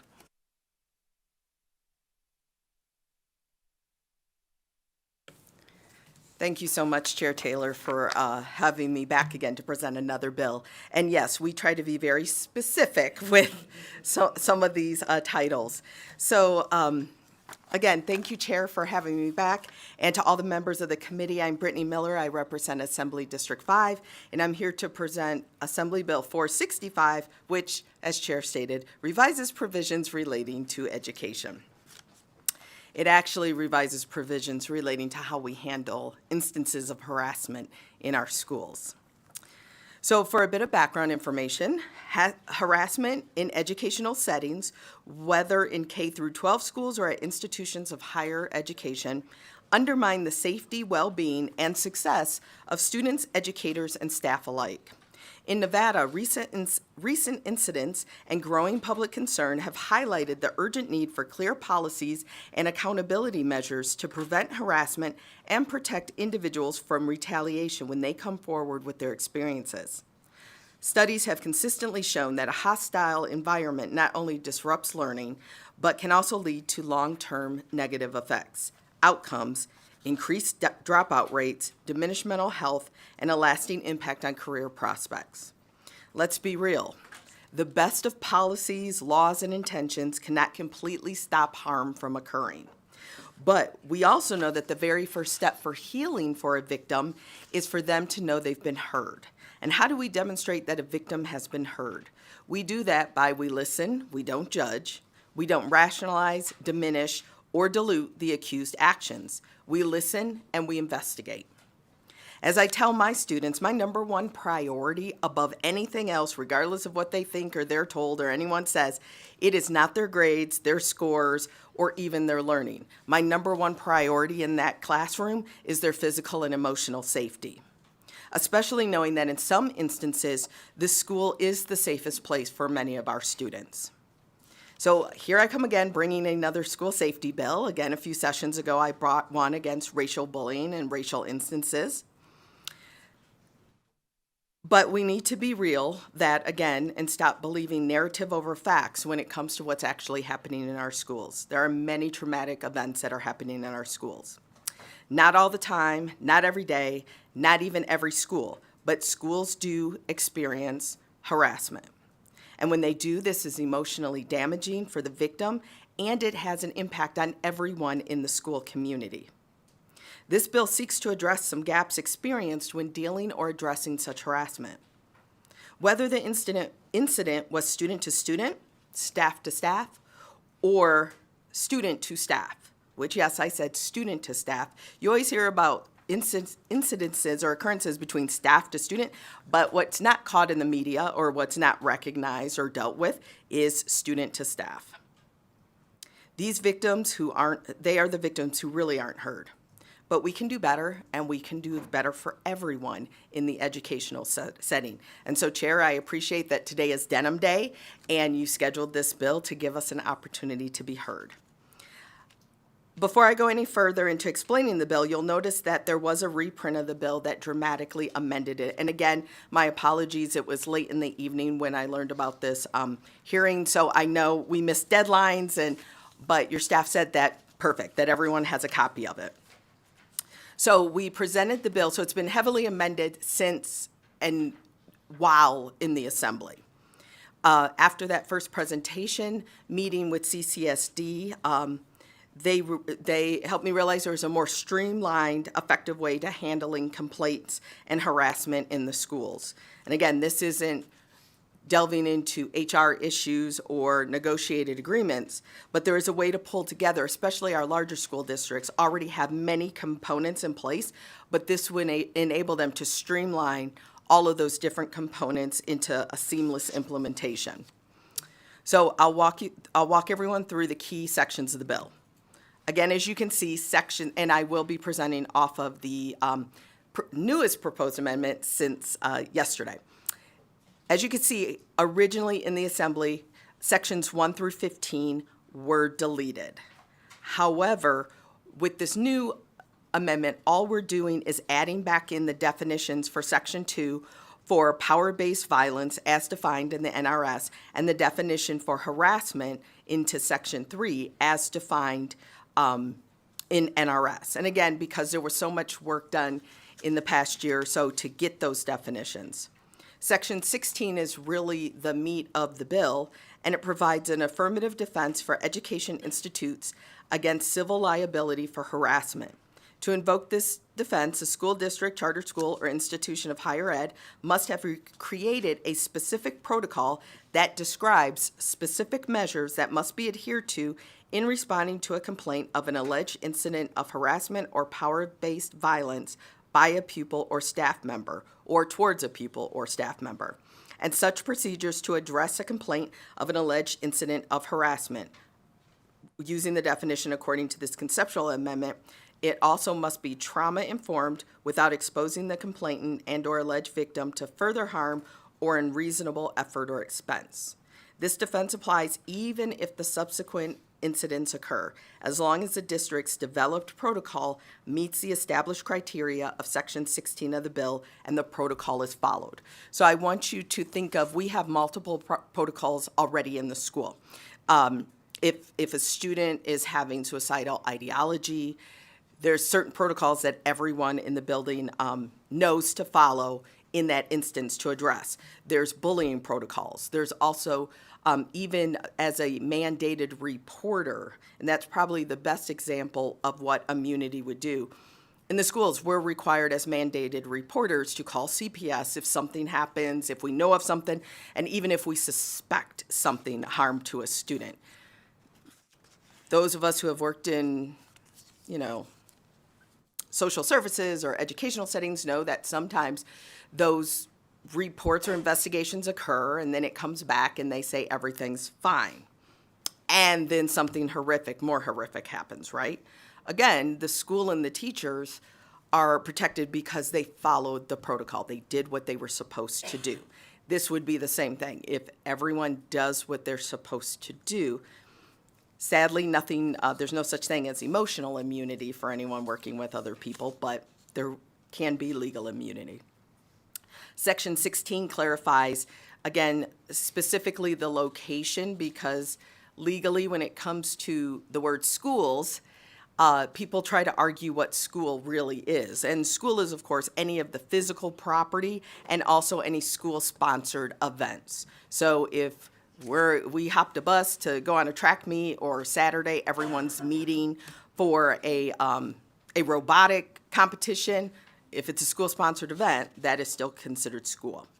And of course, lastly, today's amendment would require that the public schools, charter schools, and higher ed present their adopted policies addressing harassment to the Interim Ed Committee by March of 2026. Section 29 just really refers to higher ed, just repeating the same policies. In closing, Assembly Bill 465 reinforces Nevada's commitment to cultivating a respectful, inclusive, and safe learning environment. It acknowledges that addressing harassment is not just about penalizing the misconduct, but it's also about creating a foundation where every student and educator can thrive without the fear of intimidation or retaliation or retribution. By establishing accountability and assuring preventative measures are in place, Assembly Bill 465 can lay the groundwork for a more supportive and equitable education system that benefits the entire community. With that, I thank you for hearing this bill and for your consideration, and I'm open for questions. Thank you, Assemblymember Miller. We will turn to the committee for questions. We'll start with Senator Rogich. Thank you, Madam Chair. Thank you for bringing this bill. What comes to mind is I'm an advocate for children with special needs. So what happens when you have an IEP and the child is protected under the civil rights laws with regard to the IDEA, Section 504, and ADA, in a scenario with regard to harassment or violence or a meltdown or eloping or everything that sometimes happens with kids that learn differently? Absolutely. Thank you so much for this question. This bill and the protocol that we're asking the school districts to create doesn't suggest how consequences should be laid out. It's more from the point of view of how the victim who's come forward should be handled. So you'll see things in there, about making sure that possible more protections are included, that there's accommodations or adjustments if a student or staff has to miss some time away from school as a result of being victimized. Also letting them know of services available in the community. So I believe your question is about because a student with an IEP has additional protections based on their behavior, but this is not at all talking about what those consequences for behavior should be. It's how do we address the victim in a holistic way so that, again, there's some restoration and back for them. I hope that answers your question. Okay. You want to follow up? Please, go ahead, Senator Rogich. So if it's the child that is covered by the IEP and the child is not receiving certain services and so is unable to communicate and lashes out, and someone is harmed by or injured during that episode, and so how do you reconcile protecting the person that may have gotten injured by the child that is having an emotional outburst? Thank you for that. Again, that is a much larger conversation and challenge that we have every single day in the schools. But this bill specifically, where I would see a child with an IEP that really has challenges where they're not able to communicate or manage themselves in a certain way, is this isn't about an anger lashing out. That doesn't necessarily fall under the definition of harassment. We're talking more in this particular case of more a nature of sexual violence or assault toward someone or harassment. And again, that student could also be the victim. And the real challenge is making sure there's someone there to advocate if they are victimized for them and being able to articulate what did or didn't happen. Because again, there's some students that they have challenges with verbalizing things. So yes, this is about how do we handle the victim, not the person who's accused of it. And there's many other policies and laws in place for that. Thank you, Senator and Assembly Member. Other questions? You have one, right, Senator Buck? Thank you, Chair Taylor, and thank you, Assembly Member Miller, for bringing this bill. Just a couple of clarifying questions. So on 16.2G, I'm just wondering, an instance where serve in leadership positions, it just seems real specific, would come into play. Yes. So regardless, what we're looking at is, often we have students, you may be the captain of a sports team. You may be the class president or on student council or something like that. You may be on the SOT board, right? And we know that there's often requirements when it comes to attendance or maintaining a grade point average. What we're asking is some consideration if that student has been victimized. And again, there may be, their GPA might drop because of it. Their attendance, maybe they needed some time off while they're processing and healing, that we don't determine that, your grade point has dropped and, you missed these days, and so now you're losing your leadership position. Okay. And then, thank you so much for clarifying that. And then 16.2H with the leave of absence. So I'm assuming if the employee or contractor is the one that's the victim. Oh, the victim. Okay. Victim focused. Only. Yes, okay. Yes. So it's not the one that's the bully. They or the they aggressor. have their own set of there's whole other sets that can apply to them.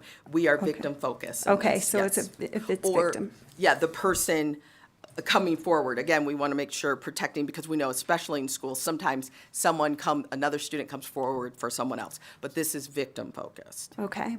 And then just quickly, when it comes to section 16.1, with not being able to basically sue a district, so what if the victim's family decides that there was negligence, even though there's a policy in place? Again, the bill does state as long as the policy is followed, as long as this is a protocol, and like anything else, everyone in the building needs to be aware of it. It needs to go through the process. We're allowing the districts to set it up themselves, and that it's public and that it's followed. That's where the immunity is. And who decides that? Who decides if it was... If it was followed, and because as a school principal, I'd be like, yes, we followed it to a T. And then the family's like, who decides that? Who's the judge in that? Well, I would ask the same question, who decides it in, any other protocol that we have. I would say that many of these are very tangible, obvious things, like a checklist. So if in the protocol, it's in there, and again, we're allowing, the original bill had identified specific positions and persons that had to do specific things. But that's not always, that doesn't work for every school setting, right? So in here, when you're looking at, so who should, in my situation, my school, be the one to provide those resources? Who should be the one to make those phone calls? Who should be the one to maybe talk to the teachers or work out, okay, we got a note from mom, they're going to be gone for a couple weeks after this incident. Again, it should be very possible to prove that those individuals did those things, whether you're assigning it to counselors, teachers, other admin. Again, the number one instance we see, the challenge that we have with students and staff too reporting, is that they're not heard. They're dismissed, it's, that type of thing. But if these things are followed, like any other protocol, we all know the routine, we all know the expectation, we've done our part, that's where the immunity is. Again, I'm clear, we can't always prevent every horrible instance. If we could, we wouldn't have any crime, right? We wouldn't have any type of harm or suffering. But it's the actions that we take once we know something has happened, and again, that we try to prevent. You're welcome. Thank you, Senator. And I will add to that. I would imagine whatever investigation follows the claim, the accusation, once a family member, a parent, or whatever, what have you, says, "Hey, my child wasn't appropriately taken care of." There's going to be an investigation, and I would imagine that investigation would reveal if policies were followed or not. Okay, question, Vice Chair Dondero-Lupe? Thank you very much, Madam Chair, and thank you for the bill. What kind of training or information is being given to administrators or school personnel so that they're aware of this, of how to handle certain situations? This, you're asking what is already or what this bill would? Well, we are in the bill, pulling in, if you will, providing further measures and parameters to what we would like to have happen when there's an incident on a school campus, right? Whether it is an incident against a child or whether it's an incident against an employee, a teacher, or a staff member. So what kind of, if I'm a principal, what kind of training am I being delivered so that I know how to do this? Because I may know how to do it without training, but the next person may not. Or I may think I know how to do it without training, and I really don't. So what kind of training is going to happen, if you will? I'm calling it training because I don't know what else to put in there. I mean, professional development, information, I mean, put whatever you want in there, but what kind of information is being given to those schools so when that principal has something happen, they know how to handle it? Thank you for the question, Senator. First and foremost, touching on the point when you say, I may know what to do. Assemblymember Brittany Miller for the record. Assemblymember Brittany Miller for the record. Thank you. I may know how to do it, and but the next person may not. That's really the whole crux of where this bill came from. You know, I can't think of anyone that, everyone in a school setting, to bus drivers, custodians, kitchen staff, generally they are people that like to be around kids, and there is a natural instinct that I believe, like if a kid's suffering or in trauma, even if you don't know how to do it right, you know how to take care of a kid. You're an adult, you're a child, that's it. And we'll go find help, we'll go figure it out, right? But you will hear in testimony a situation where that was absolutely the opposite case. And then I'm always, it's like, it's weird to think that you actually need some type of training to know how to handle someone in despair. But what I'd say about this is because, again, educators receive a lot more training than people believe and are inundated with trainings. With this, there is the ability for the schools to determine who, again, is delivering such components of it. So again, with whether it's the school social worker, the psychologist, the counselors for certain components, whether it's the teachers, whoever, that's where their decision-making and who delivers it comes. Just like a protocol for anything else. When there is a student having suicidal ideology or attempts, we don't expect everyone to deliver every service in that case. But we know that the first expectation is that you have to report it.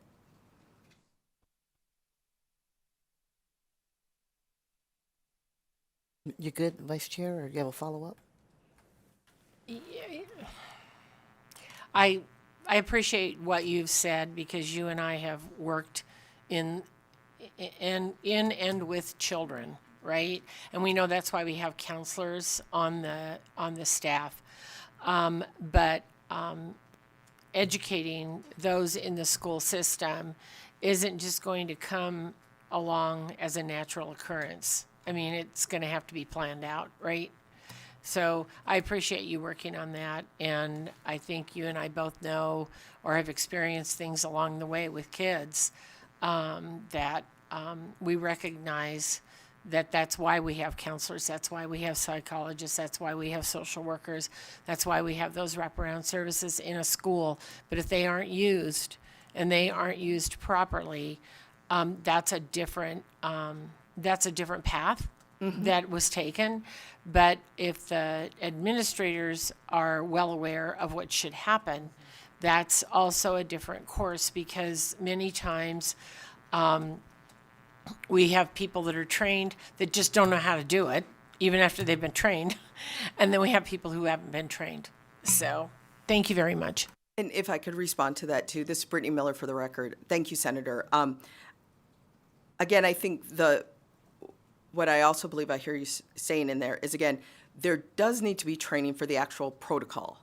I mean, I come up here session after session, I make laws, I vote on laws, I go back to work and they're not followed. And so, or they're not at all addressed properly or effectively. So yes, there does need to be, that needs to be communicated, but it's for each district to develop whatever their protocol is. There's nothing in here that would preclude a school setting or a district from joining with outside services, from working with our colleges and universities, all of the students that we have in internships, people at the hospitals. There's nothing that limits what could be done. And again, larger districts, smaller districts, charter schools, there's no limitation. So as long as these key components are met, they're allowed to become as creative and as resourceful as possible. The expectation is wrong if we think that the schools can do every single thing. But to get creative, to create your own policy that works in your situation, and to make sure it's disseminated out to your staff, because again, it says this has to be published. It has to be published also on the website so parents know too. I mean, you can pull up a bullying protocol, let's see what happens for harassment. And again, I can't imagine this being approved without going through a school board process, which then enables parents to, participate, engage, students and staff to participate, engage. So yes, that training and awareness, absolutely. Thank you, Assemblymember. Senator Rogich? Thank you, Madam Chair. Another follow-up. Just listening to the discussion today and trying to understand why that we're putting in place a full immunity. So if in fact the measures are put in place, but they're not properly implemented, all of a sudden the school or the district or the charter school is shielded from having any type of liability based on the language in this bill. And so are there going to be carve-outs in the sense that if it's found that they have failed to properly implement the measures, that they will be found liable? Brittany Miller for the record. Yes, that's the intent of the immunity. So if they are not properly following their own protocol that they created, then they are not immune. They are liable. I mean, we all agree that the number one responsibility when we send our kids to school is safety, physical and emotional. And so we do have a responsibility to keep everyone in that school environment safe, as well as our staff. So yes, if it's not properly followed, they can be found liable. That would be something outside of us, but they can be found liable. The immunity is like anything else. It's more of to encourage folks to follow it. Thank you, Assemblymember. Senators, I think we're all set. Assemblymember will invite you to sit back, if you will, to step back, and then we will open the hearing for testimony in support of AB 465 here in Carson City in person. If there's anyone in Las Vegas, please come forward at this time. Okay, begin when you're ready. Good afternoon, and thank you for the opportunity to speak today. My name is Sophia, Sophia Comis, Comis, and I'm here as a survivor. I was raped my freshman year of high school. I didn't report it because I was scared, ashamed, and unsure of how anyone would respond. But other students knew what happened, and they reported it. The school knew. And yet for days, nothing happened. No one checked in on me. No one asked if I was safe. No one offered support or even acknowledged what I had just endured. I walked through the same hallways as my rapist and had to attend class like everything was normal, while inside I was crumbling. And the worst part is the adults in that building, the ones trained to protect students, did nothing. When they finally responded, it wasn't with care or understanding. It wasn't with compassion. I was forced to tell a vice principal I had never met that I was raped, while she ate her lunch and complained about being hungry, like my trauma was an inconvenience to her meal. And then I was made to repeat every detail again to a male police officer I didn't know, like I was nothing more than a case to process. And then without any warning or preparation, they made me call my mom and repeat it to her too, on speakerphone, in front of them. That experience was one of the most traumatizing moments of my life. I was the victim of not only assault, but also the way the school handled it. Like I was just a problem to fix or paperwork to file. I wasn't treated like a student in crisis. I wasn't treated like someone who had just been deeply hurt. I was treated like a burden. This is why school accountability matters, because when schools mishandle cases of power-based violence, they don't fail, they actively cause more harm, and that harm stays with survivors. It shapes how we see ourselves, how we trust others, and whether we ever feel safe again. I am asking this committee to understand something very simple but very urgent. Schools have a legal and moral responsibility to protect their students, and when they fail, there must be consequences. Schools should not be allowed to bury these situations under red tape, to protect reputations over students, or to claim ignorance when the damage is done. Too many counselors, administrators, and staff members have no idea how to handle trauma. If they are going to be the first line of response, they need proper mandatory training in trauma-informed care, crisis response, and power-based violence. Survivors deserve better than blank stares, invasive questioning, or forced retellings. They deserve dignity. They deserve a system that believes them, supports them, and helps them heal. You can't undo what happened to me, but you can make sure it doesn't happen to the next student. You can hold schools accountable. You can demand education and change, and you can choose to listen to survivors, not just with your ears, but with action. Thank you. Thank you, Ms. Comas, and I can't say enough to just appreciate your courage in coming forward to share a very painful story so it can help others. So thank you so much. I know your mom's very proud. Speaking of your mom. Thank you, Madam Chair. Reagan Comas for the record here, representing myself as a mom. And in my role as the Vice Chair of the Committee on Response to Power-Based Violence in Schools, throughout our meetings, I found that there were three things that kept coming up. One, first, I heard that there are no changes that are necessary because the Title IX coordinator shared with us that every victim of sexual assault already has resources provided to them. I can tell you that that is not accurate. No one ever contacted us. We were never offered any support or any services. The school never even called to see how she was doing. Second, I heard social workers, counselors, principals, and superintendents acknowledge that they lack the necessary training to handle these situations properly. While bullying is a very serious issue that this body and districts have taken great strides in addressing, incidents of power-based violence require a different type of response. And third, I heard incidents of power-based violence are unfortunately happening statewide in our schools. This is not happening in a vacuum or just to a nominal number of students. 6 months following the incident, I met with the superintendent of our district and shared our experience. She expressed great concern and told me that there would be an investigation, and she would follow up with me to provide the outcome and the changes that the district would be making so that this did not happen again. It's been over 2 years, and I'm still waiting. I'm very proud of my daughter and everything that she has overcome. And while you can see her strength here today, what you did not see is all of the tears and the anxiety attacks that came with being at a new school when we had to move her. Anytime she was called down to the new school's office to speak with the teacher, it created trauma. And this trauma was not caused by the assault, it was caused by the school. That is why this legislation is so critical. It holds school districts accountable to create and follow a protocol when these situations happen. Sadly, my family is not alone in this experience, and we cannot undo what was done, but I do not want another family to have to go through this trauma. I believe that educators and administrators in our schools want to help, but without the proper training and accountability, these measures will continue to fail. Thank you. Thank you, Ms. Comas. Please go ahead. Good afternoon, Chair and members of the committee. Lindsay Knox, KNOX, not here as a lobbyist, but as a parent. In a 3-month period of time, my 11-year-old daughter reported 2 instances of sexual harassment by the same classmate. After the first incident, the teacher did nothing, leading her to go straight to the principal's office. There was no investigation, even though she filed a report. There was no consequences to her classmate, no plan to keep her safe, and no communication with her mother or me. After the second incident, still no teacher stepped in. We were blown off by the principal and were treated as an inconvenience when we requested a meeting with the Title IX coordinator. It was an eye-opening experience on the lack of accountability by the school and the district to keep my daughter safe.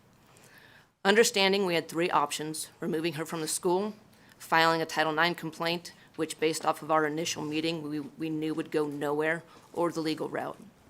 None of these options were in the best interest of my daughter. We believe that AB 465 will give students the protection they deserve and the parents the proper avenue to protect their children when others fail to. Thank you. Thank you, Ms. Knox, and thank you for sharing your story. Please go right ahead. Good afternoon, Chair Taylor, Vice Chair, and Committee. I'm Robert Munson, a teacher here in Northern Nevada, representing the Nevada State Education Association.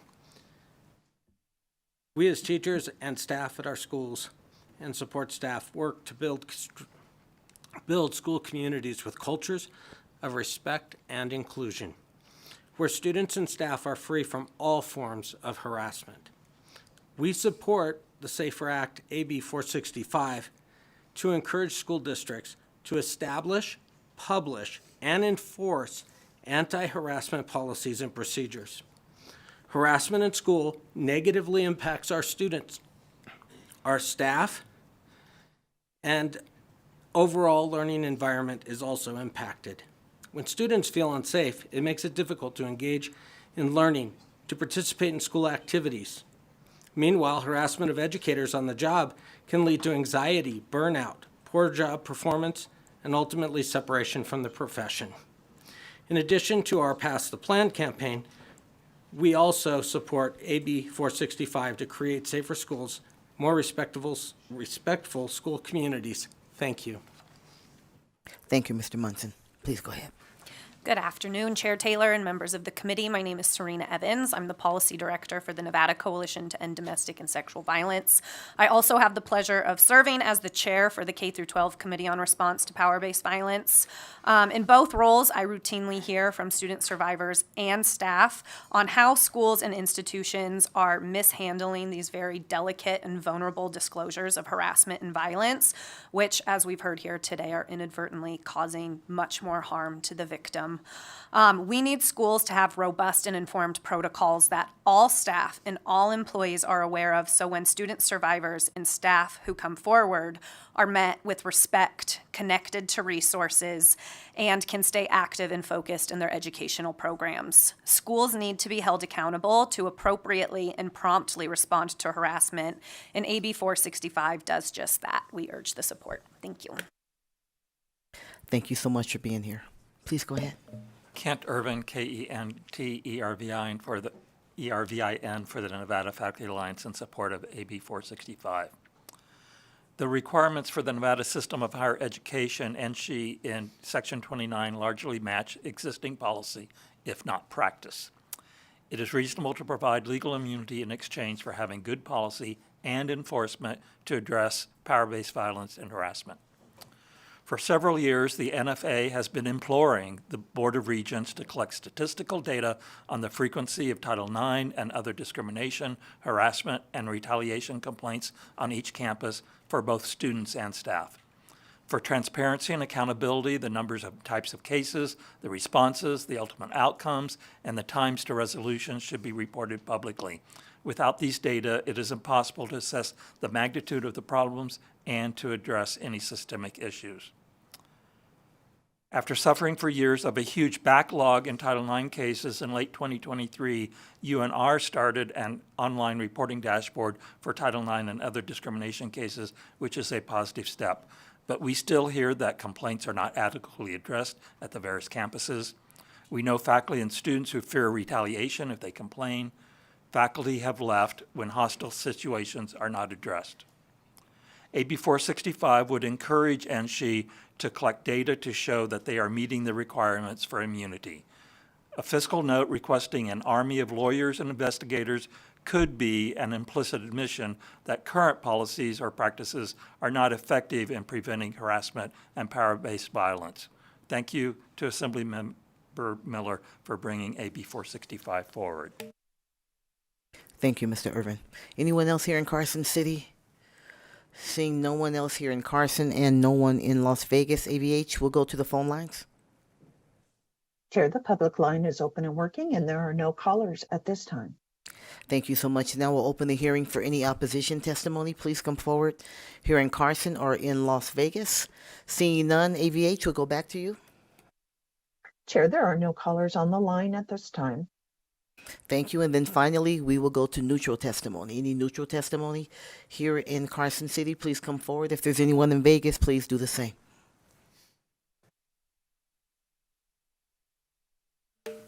Thank you, Madam Chair. Members of the committee, my name is Tom Clark. I'm here on behalf of the Nevada Association of School Boards, unfortunately in a position of neutral at this time.